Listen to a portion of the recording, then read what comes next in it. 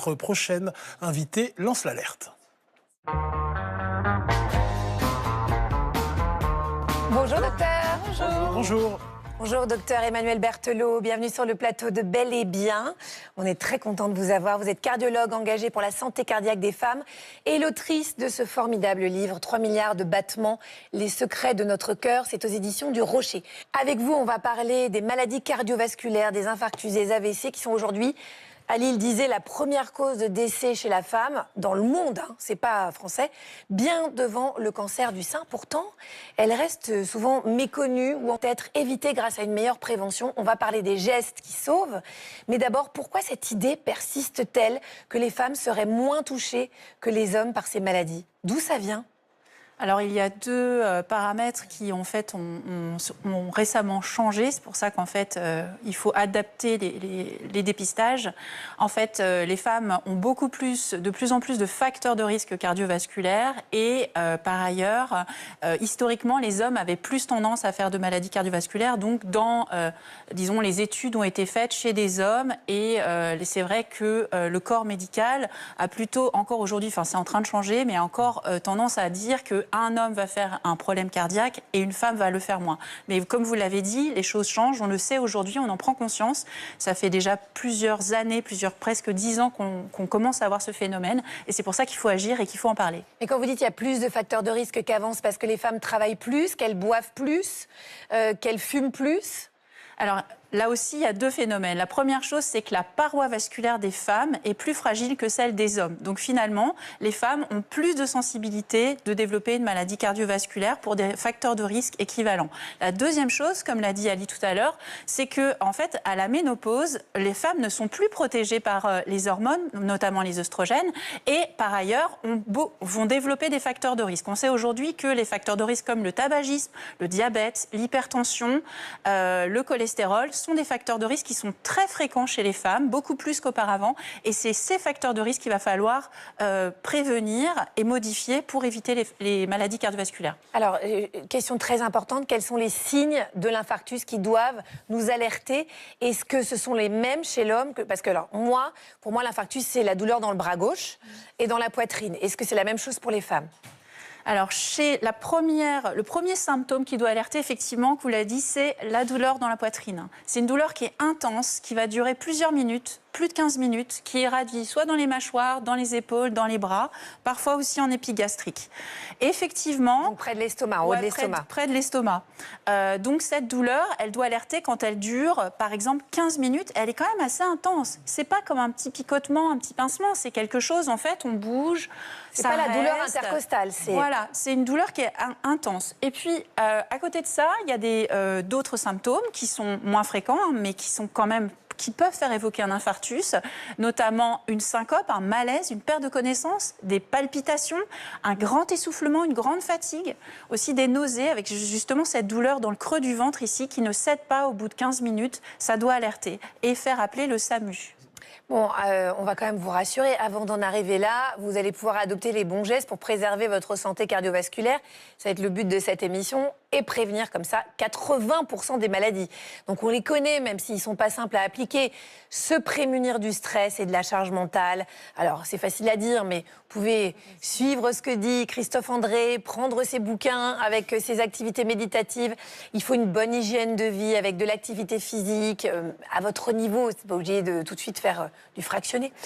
Une alimentation saine, équilibrée et bien sûr un bon sommeil réparateur. Est-ce que vous êtes d'accord avec tout ce que j'ai dit, Christophe ?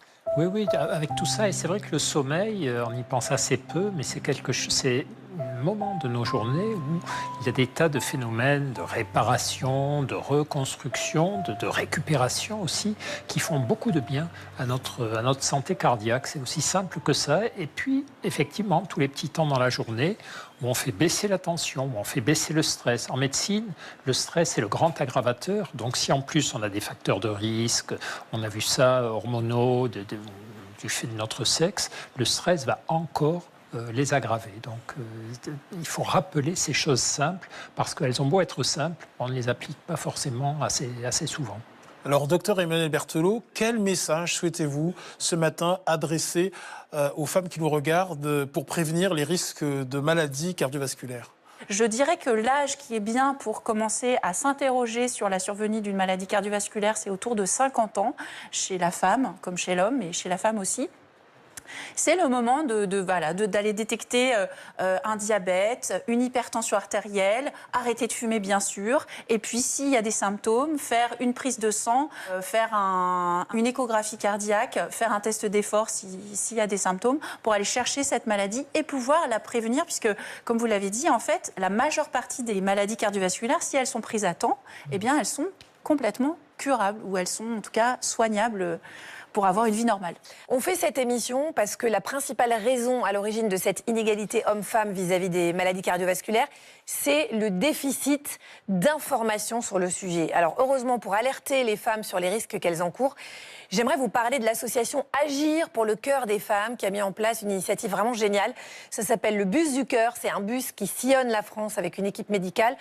Alors, docteur Emmanuel Berthelot, j'avais un conseil pratique à vous demander. Comment réagir quand on fait face à une personne qui fait un infarctus du myocarde, qui fait une crise cardiaque? Qu'est-ce qu'on fait? Quel est le premier réflexe? Alors, il y a des gestes qui sauvent, il faut agir vite. Donc, en fait, souvent, ce qu'on voit, c'est une personne qui tombe par terre, qui fait une syncope. Quand la personne tombe par terre, il faut noter l'heure, en fait, tout de suite noter l'heure de l'arrêt cardiaque et appeler les secours immédiatement. On peut commencer un massage cardiaque, pas faire le bouche à bouche, ça sert. On s'est aperçu que ça ne servait pas forcément plus, mais en tout cas, commencer un massage cardiaque. On a souvent peur de mal faire. Il vaut mieux faire que de ne rien faire. Alors, un massage cardiaque en appuyant... c'est où ça? À quel niveau? Montrez-nous. C'est au niveau... En fait, c'est au milieu du thorax. Donc c'est entre sur les le sternum. Voilà, en tendant les bras comme ça. Et puis, en fait, on appuie comme ça. D'accord. Et on peut se mettre en tête qu'il y a une musique, c'est Staying Alive notamment. C'est une musique assez rapide. Voilà, exactement. Staying alive, staying alive. Et ça doit être vigoureux? Ça doit être assez fort. En fait, il faut le faire les bras tendus. Comme ça, vous mettez finalement... Tout le poids? C'est le poids, en fait, sur la personne. D'accord. Quand vous regardez donc, cette personne qui a perdu connaissance, il faut regarder donc, si elle respire, il faut regarder s'il y a un pouls, et il faut regarder si elle est consciente. Mais il faut dire que ça stimule le système cardiovasculaire parce que ça régule la respiration. Donc ça améliore l'oxygénation dans le sang et ça réduit le stress en libérant des endorphines. Ça favorise la détente, ça abaisse la pression artérielle. Mais ça stresse les autres quand vous... Vous êtes odieux. Vous êtes méchant. Marie-Elsa, Ouais. Nous, on adore. vous avez déjà vu une voix plus douce que la mienne? Je me prononce pas. On dirait une lâche. voix de dessin animé. Ils sont jaloux et hypocrites. Alors pour en parler, c'est pas Patriarcat. Emmanuel Berthelot, la cardiologue à qui je m'adresse, mais à Emma Blune, la chanteuse. Car oui, vous chantez. Ah oui, vous êtes assez incroyable. Mais oui, Vous m'avez trouvé. bah oui, évidemment qu'on vous a trouvé. Je suis scié. Je ne sais pas comment vous faites pour trouver le temps de tout faire, mais vous êtes vraiment incroyable. Surtout que vous avez sorti un EP. Vous avez tourné des clips. Et entre nous, ce qui est dingue, c'est que c'est vachement bien. C'est presque aussi bien que moi. J'étais étonnée. Donc, je résiste pas à l'envie de vous demander d'entonner un petit trek a cappella. Vous me détestez ou pas si je demande ça? Ah ouais, mec, je vais essayer. Allez.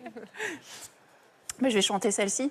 En fait, alors moi, justement, je fais des chansons justement sur la confiance, sur les ressentis, les émotions, la gestion des émotions. C'est un peu ça qui m'intéresse, en fait, dans la chanson où j'ai écrit ces chansons. Bon, je vais faire Jardin, alors, voilà. Emma si vous voulez, Blum. si vous voulez faire comme ça, alors. Ok. Prends ma main, dans cet endroit aujourd'hui et demain. Ici les couleurs jouent dans les images, notre histoire de passage. Un regard déjà complice, comme chien et chat on s'est compris d'office. Les baisers incomplets sont vains. Embrasse-moi jusqu'à demain. Oh là là. Vous êtes trop touchante. Bravo Emmanuel Berthelot. Ouais, Et je bravo. tiens à vous dire que vous êtes adoubé par les plus grands, que dis-je, par le plus grand, notre André Manoukian Vous avez du bol. national. Écoutons ce que pense le plus grand juré de Télécrochet de France de vos chansons. On n'est pas toujours là.